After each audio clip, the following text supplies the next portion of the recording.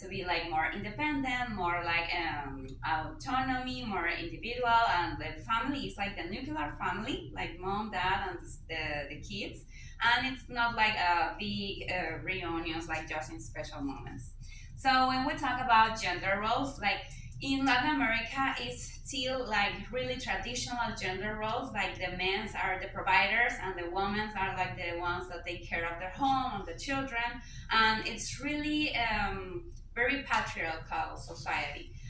Here in the U.S., it's some places because the U.S. is really big, so it's some places that it's similar to that, but it's right now like trying to beginning a shift towards like more gender equality where women and men can both do both roles, like they can both be providers and they both can be like the ones that stay at home and take care of the children. It's like beginning that shift.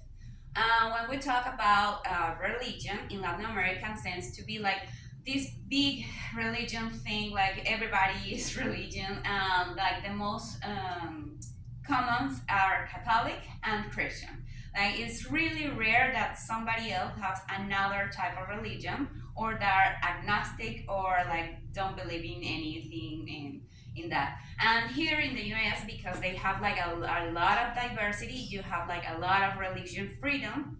So people can have like different type of believing. So you respect that a lot. And it's not like the first thing because in Latin America it tends to be like the religion first and then the other stuff. Yeah. Also, when we talk about like greetings, etiquette, and protocol in Latin America, tends to be like more kissing, touching, physical contact. Like people hug people. If I don't know you, I'm going to kiss you. So it's like that. And here in the U.S., it's like it's less common, like physical demonstration of affection, and it's more focused like in these formal relationships. So it's like different. Like if they're my friend, I'm going to kiss them, or if not, I'm not going to do that. So it's different in that area. When we talk about health in Latin America, it tends to be more like traditional health, and the doctor and patient relationship tends to be really close. It's like the doctor is really asking you how are you doing, how is the treatment, is going well, and it's like part of the family. And sometimes, for example, for elder people, they come to the doctor and they just chat with the doctor, like, oh yeah, I have this issue and my daughter is having that. So people tends to be like really close to the doctor, and here in the U.S. it's like more like technological, and it's more like a formal relationship. It's not like that close. Also, when we talk about education in Latin America, it tends to be like primary education, secondary, and then you go to the university. In some countries, you can have like subsidized education, so you can have that free. But in some other, it's really expensive and it's not free. For example, in Chile, it's really hard for people to go to college. And in the US, it's like elementary, middle, high school, and then you have like different type of higher levels of education, like college or community college or some other type of institutions. Some other thing that I discovered that is difference in this area of the education is like in Latin America, when you go to college, the college give you your professional title, and that is not going to change even if you study a master. For example, I'm a teacher and I study education and then I do a master in psychology. And I cannot do psychology. I just can do like education, and I use this thing that I learned in psychology to use it in my classroom. But it doesn't change my profession. And here is like you can have whatever study in the college, and then the master is the one that is give you the profession. So that is difference.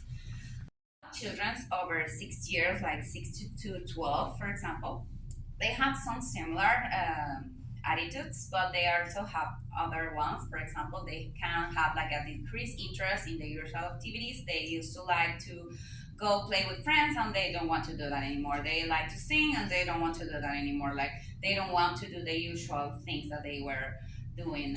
They can have apathy and sadness. They can like sharing less or sharing few emotions. Like you tend like to be like serious all the time. They can be more irritable than usual. They can be like with low tolerance. They can feel vulnerable and helpless. They can have like physical discomfort, for example, like headaches or stomach aches, but they are not organic. Like it's nothing really happening to them, but they feel that way. And they also can have like these really the same gains, like repetitive gains. And when we talk about these teenagers, they have, for example, like want to be more with their friends and don't want to be spending time with the family. They can tend to go to use drugs and alcohol because it's like something that feel them calm. They can have conflicts with the parents or the siblings, and they have really all these feelings in their bodies. They can be talking a lot about the event. Like we saw that children play again and again, and teenagers just talk again and again. And we talk about this like 4 times, yeah, but they still want to talk about, and they are going to ask, and they're going to add some other stuff. So they can see like the future is like uncertain, so they feel helpless, confused, anxious, and they can like losing interest in life, like they give up sometimes. So when we see all this type of reaction, it's time to we act. It's time to we do something. So psychological first aid basically is like used to support every people like since children to adults. When we talk about children, the idea is like the caregivers of the children is the one that applies the psychological first aids. So for example, if we saw a kid that has their parents there, we are going to explain the parents how to do the psychological first aids, and they are going to apply for the kids. But if the kids are alone, it's our time to do that for our own too. So when we are going to have this psychological first aid, when it's an unexpected experience that is outside the personal normal experience, when it involves a change that can be temporary or can be permanent, when also the situation generates all these emotion, like this strong emotion like stress, sadness, helplessness, feel, etc. And also we have to know that if it's a single event, like something that happened once, we have to do this psychological first aid like the first 72 hours or even a week, okay? Because it's like when the stress is going to start to calm down. So people need this help like as soon as possible. But is it something that is happening, like for example, like the COVID situation that didn't stop, like it prolongs. So we can do this in whatever time that is happening, and we have to keep following the case. And when the situation stops, we have to keep following that a month longer, and then we have to stop.